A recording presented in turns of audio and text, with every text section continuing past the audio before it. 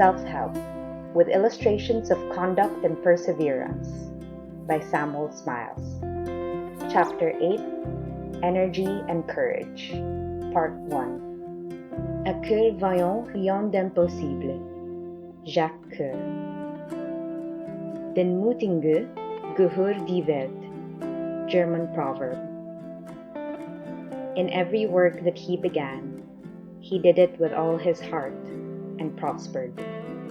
2 Chronicles chapter 31, verse 21.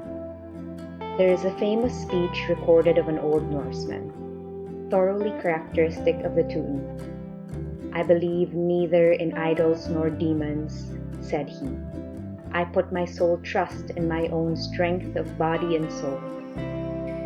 The ancient crest of a pickaxe with the motto of "Either I will find a way or make one" was an expression of the same sturdy independence which to this day distinguishes the descendants of the Northmen.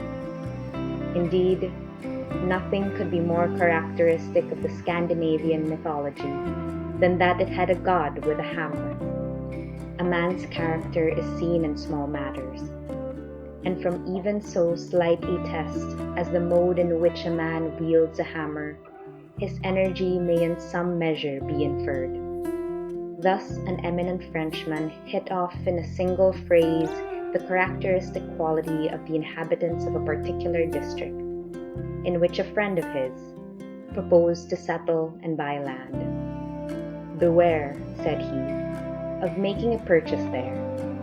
I know the men of that department.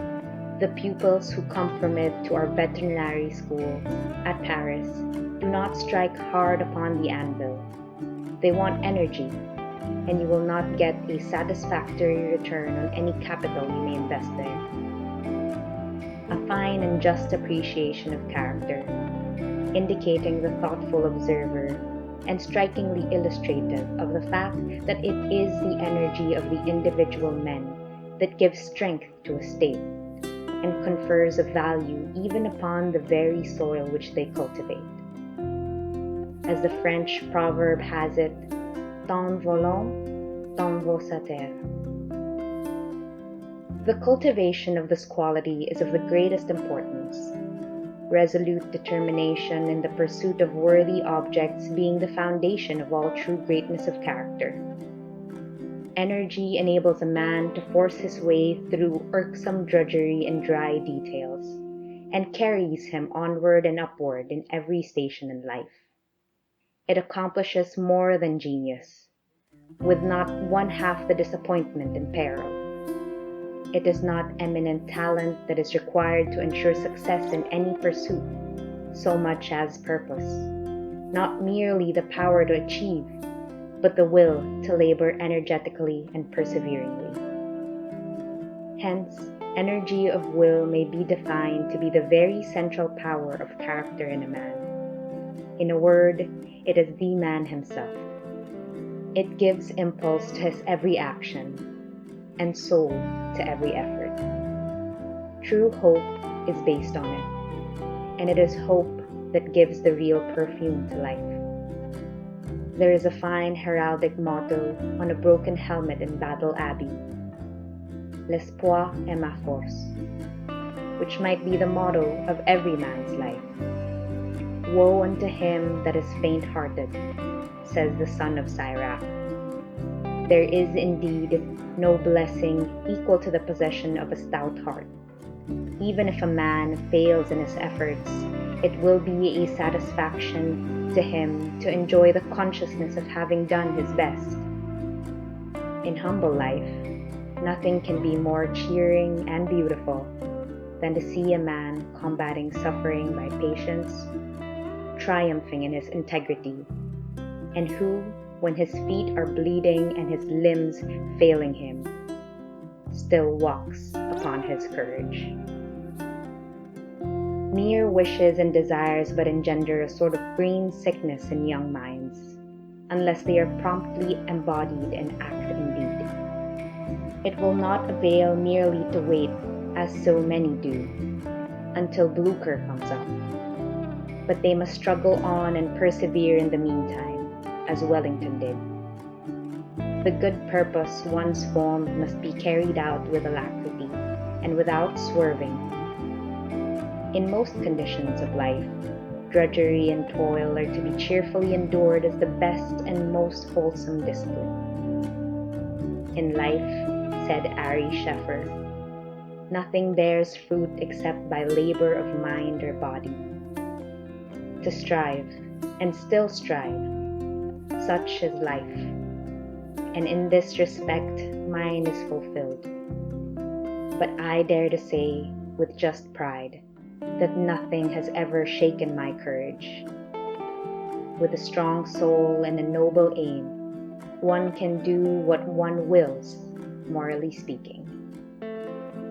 Hugh Miller said the only school in which he was properly taught was that worldwide school in which toil and hardship are the severe but noble teachers.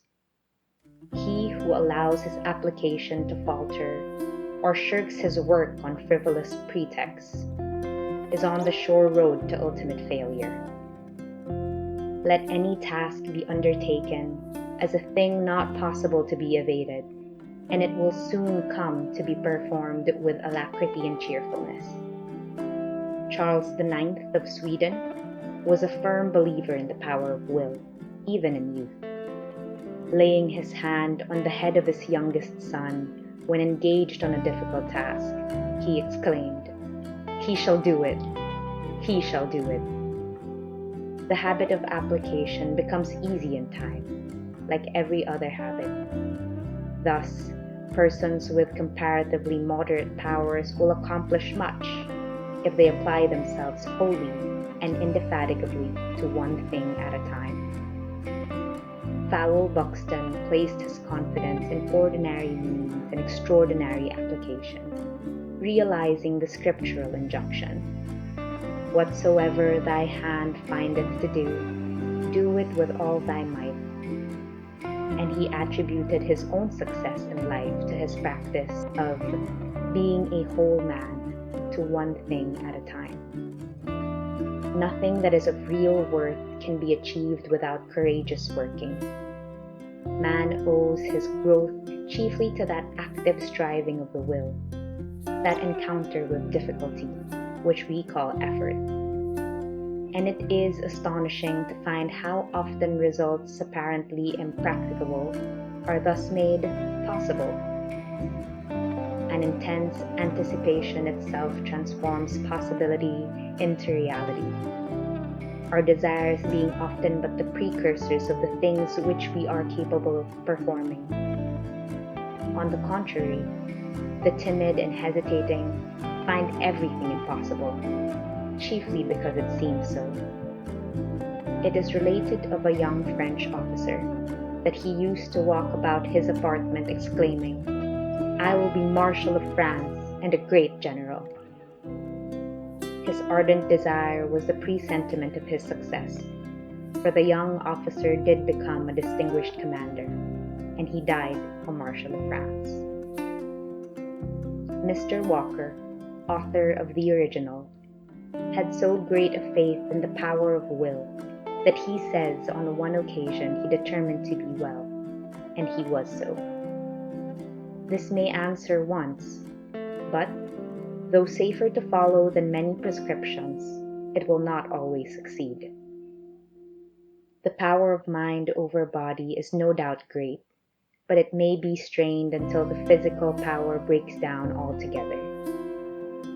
It is related of Muley Moloch, the Moorish leader, that, when lying ill, almost worn out by an incurable disease, a battle took place between his troops and the Portuguese. When, starting from his litter at the great crisis of the fight, he rallied his army, led them to victory, and instantly afterwards sank exhausted and expired. It is will, force of purpose, that enables a man to do or be whatever he sets his mind on being or doing. A holy man was accustomed to say, "Whatever you wish, that you are," for such is the force of our will, joined to the divine, that whatever we wish to be, seriously, and with a true intention, that we become. No one ardently wishes to be submissive, patient, modest, or liberal who does not become what he wishes. The story is told of a working carpenter who was observed one day planing a magistrate's bench, which he was repairing, with more than usual carefulness, and when asked the reason, he replied, "Because I wish to make it easy against the time when I come to sit upon it myself." And singularly enough, the man actually lived to sit upon that very bench as a magistrate. Whatever theoretical conclusions logicians may have formed as to the freedom of the will, each individual feels that practically he is free to choose between good and evil, that he is not as a mere straw thrown upon the water to mark the direction of the current, but that he has within him the power of a strong swimmer, and is capable of striking out for himself, of buffeting with the waves and directing to a great extent his own independent course. There is no absolute constraint upon our volitions, and we feel and know that we are not bound, as by a spell, with reference to our actions. It would paralyze all desire of excellence were we to think otherwise. The entire business and conduct of life, with its domestic rules, its social arrangements, and its public institutions, proceed upon the practical conviction that the will is free. Without this, where would be responsibility? And what the advantage of teaching, advising, preaching, reproof, and correction? What were the use of laws were it not the universal belief, as it is the universal fact, that men obey them or not, very much as they individually determine? In every moment of our life, conscience is proclaiming that our will is free. It is the only thing that is wholly ours, and it rests solely with ourselves individually, whether we give it the right or the wrong direction. Our habits or our temptations are not our masters, but we of them. Even in yielding, conscience tells us we might resist, and that were we determined to master them, there would not be required for that purpose a stronger resolution than we know ourselves to be capable of exercising. "You are now at the age," said Lamennais once, addressing a gay youth, "at which a decision must be formed by you. A little later, and you may have to groan within the tomb which you yourself have dug, without the power of rolling away the stone. That which the easiest becomes a habit in us is the will. Learn then to will strongly and decisively. Thus, fix your floating life, and leave it no longer to be carried hither and thither like a withered leaf by every wind that blows." Buxton held the conviction that a young man might be very much what he pleased, provided he formed a strong resolution and held to it. Writing to one of his sons, he said to him, "You are now at that period of life in which you must make a turn to the right or the left. You must now give proofs of principle, determination, and strength of mind, or you must sink into idleness and acquire the habits and character of a desultory, ineffective young man. And if once you fall to that point, you will find it no easy matter to rise again. I am sure that a young man may be very much what he pleases. In my own case, it was so. Much of my happiness and all my prosperity in life have resulted from the change I made at your age. If you seriously resolve to be energetic and industrious, depend upon it that you will for your whole life have reason to rejoice that you were wise enough to form and to act upon that determination.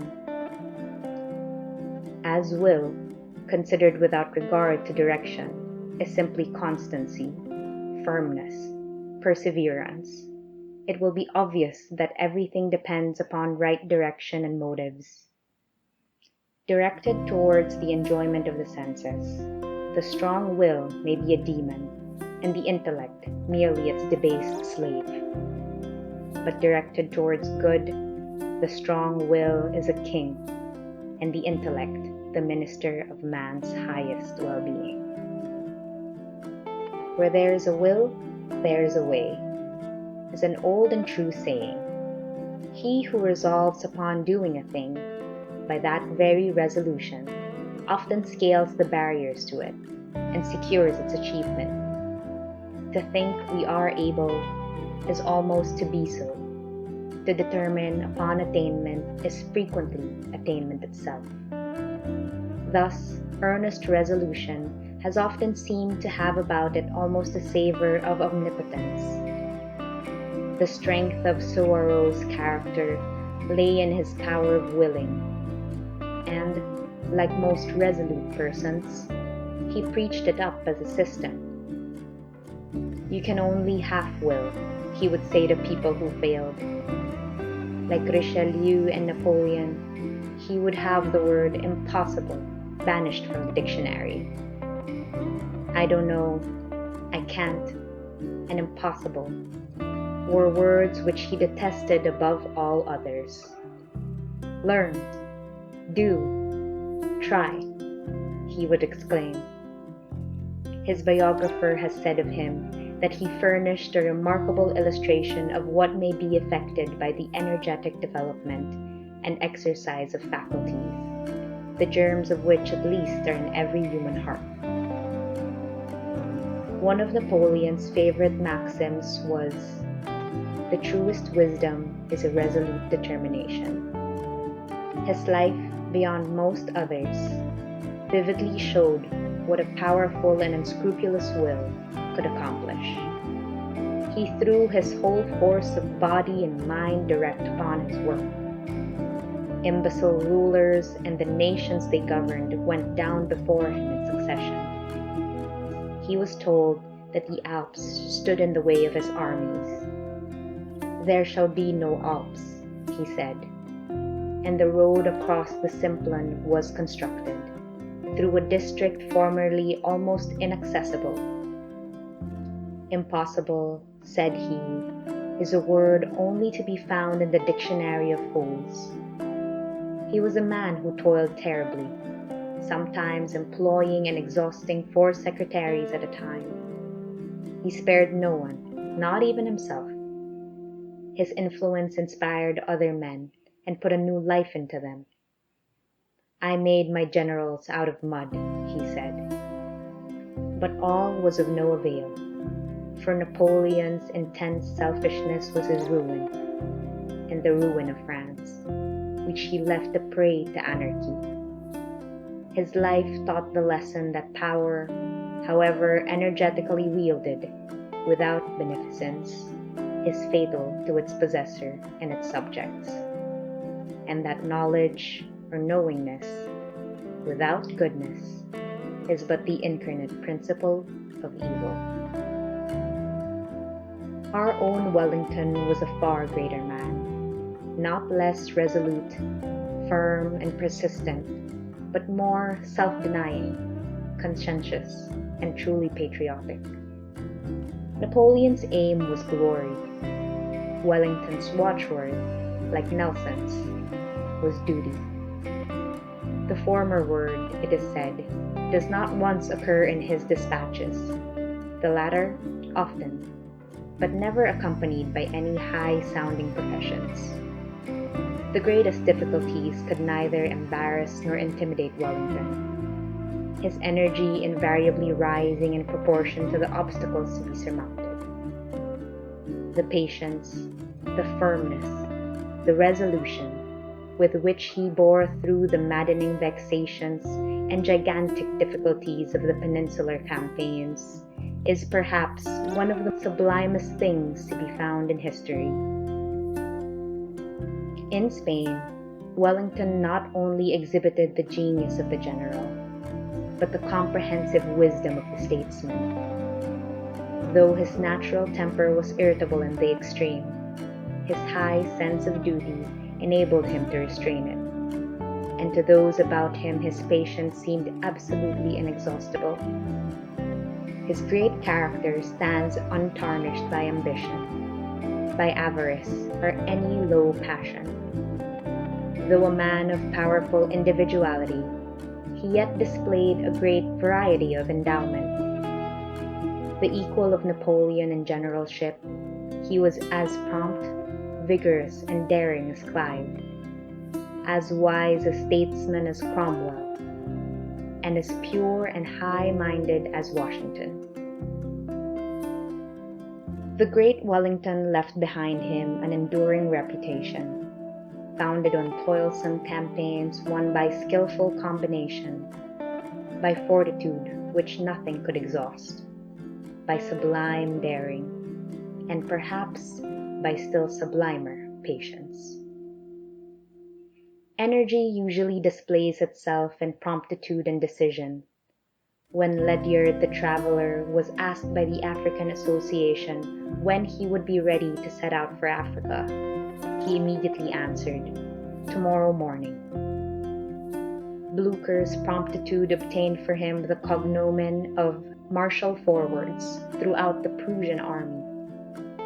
When John Jervis, afterwards Earl St. Vincent, was asked when he would be ready to join his ship, he replied, "Directly." And when Sir Colin Campbell, appointed to the command of the Indian Army, was asked when he could set out, his answer was "tomorrow," an earnest of his subsequent success. For it is rapid decision and a similar promptitude in action, such as taking instant advantage of an enemy's mistakes, that so often wins battles. "At Arcola," said Napoleon, "I won the battle with 25 horsemen. I seized a moment of lassitude, gave every man a trumpet, and gained the day with this handful.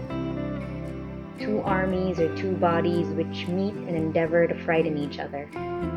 A moment of panic occurs, and that moment must be turned to advantage. Every moment lost," said he at another time, "gives an opportunity for misfortune." And he declared that he beat the Austrians because they never knew the value of time. While they dawdled, he overthrew them. India has, during the last century, been a great field for the display of British energy. From Clive to Havelock and Clyde, there is a long and honorable roll of distinguished names in Indian legislation and warfare, such as Wellesley, Metcalfe, Outram, Edwards, and the Lawrences. Another great but sullied name is that of Warren Hastings, a man of dauntless will and indefatigable industry. His family was ancient and illustrious, but their vicissitudes of fortune and ill-required loyalty in the cause of the Stuarts brought them to poverty, and the family estate at Daylesford, of which they had been lords of the manor for hundreds of years, at length passed from their hands. The last Hastings of Daylesford had, however, presented the parish living to his second son, and it was in his house, many years later, that Warren Hastings, his grandson, was born. The boy learnt his letters at the village school, on the same bench with the children of the peasantry. He played in the fields which his fathers had owned, and what the loyal and brave Hastings of Daylesford had been was ever in the boy's thoughts. His young ambition was fired, and it is said that one summer's day, when only 7 years old, as he laid him down on the bank of the stream which flowed through the domain, he formed in his mind the resolution that he would yet recover possession of the family lands. It was the romantic vision of a boy, yet he lived to realize it. The dream became a passion, rooted in his very life, and he pursued his determination through youth up to manhood, with that calm but indomitable force of will which was the most striking peculiarity of his character. The orphan boy became one of the most powerful men of his time. He retrieved the fortunes of his line, bought back the old estate, and rebuilt the family mansion. When, under a tropical sun, says Macaulay, he ruled 50 millions of Asiatics, his hopes, amidst all the cares of war, finance, and legislation, still pointed to Daylesford. And when his long public life, so singularly checkered with good and evil, with glory and obloquy, had at length closed forever, it was to Daylesford that he retired to die. Sir Charles Napier was another Indian leader of extraordinary courage and determination. He once said of the difficulties with which he was surrounded in one of his campaigns, "They only make my feet go deeper into the ground." His Battle of Miani was one of the most extraordinary feats in history. With 2,000 men, of whom only 400 were Europeans, he encountered an army of 35,000 hardy and well-armed Baluchis. It was an act apparently of the most daring temerity, but the general had faith in himself and in his men. He charged the Baluch center up a high bank which formed their rampart in front, and for 3 mortal hours the battle raged. Each man of that small force, inspired by the chief, became for the time a hero. The Baluchis, though 20 to 1, were driven back, but with their faces to the foe. It is this sort of pluck, tenacity, and determined perseverance which wins soldiers' battles, and indeed, every battle. It is the one neck nearer that wins the race and shows the blood. It is the one march more that wins the campaign, the 5 minutes more persistent courage that wins the fight. Though your force be less than another's, you equal and outmaster your opponent if you continue it longer and concentrate it more. The reply of the Spartan father who said to his son, when complaining that his sword was too short, "Add a step to it," is applicable to everything in life. Napier took the right method of inspiring his men with his own heroic spirit. He worked as hard as any private in the ranks. The great art of commanding, he said, is to take a fair share of the work. The man who leads an army cannot succeed unless his whole mind is thrown into his work. The more trouble, the more labor must be given. The more danger, the more pluck must be shown, till all is overpowered. A young officer who accompanied him in his campaign in the Kuchi Hills once said, "When I see that old man incessantly on his horse, how can I be idle who am young and strong? I would go into a loaded cannon's mouth if he ordered me." This remark, when repeated to Napier, he said was ample reward for his toils. The anecdote of his interview with the Indian juggler strikingly illustrates his cool courage, as well as his remarkable simplicity and honesty of character. On one occasion, after the Indian battles, a famous juggler visited the camp and performed his feats before the general, his family, and staff. Among other performances, this man cut in two with the stroke of his sword a lime or lemon placed in the hand of his assistant. Napier thought there was some collusion between the juggler and his retainer. To divide by a sweep of the sword on a man's hand so small an object without touching the flesh he believed to be impossible, though a similar incident is related by Scott in his Romance of the Talisman. To determine the point, the general offered his own hand for the experiment, and he stretched out his right arm. The juggler looked attentively at the hand and said he would not make the trial. "I thought I would find you out," exclaimed Napier. "But stop," added the other. "Let me see your left hand." The left hand was submitted, and the man then said firmly, "If you will hold your arm steady, I will perform the feat." "But why the left hand and not the right?" "Because the right hand is hollow in the center, and there is a risk of cutting off the thumb. The left is high and the danger will be less." Napier was startled. "I got frightened," he said.